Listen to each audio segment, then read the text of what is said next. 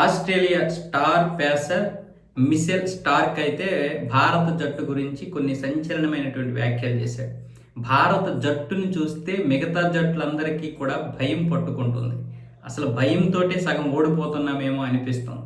ఒకప్పుడు ఆస్ట్రేలియా మా దేశం అన్ని విషయాల్లో కూడా భయపెట్టేది, ఒత్తిడి తీసుకొచ్చేది అన్ని జట్లు. కానీ ఈరోజు భారతదేశం జట్టును చూస్తే భయం వేస్తుంది. వాళ్ళకి ప్రధానమైనటువంటి అనుకూలతమైనటువంటి విషయాలు ఏంటంటే భారతదేశం అభిమానులు.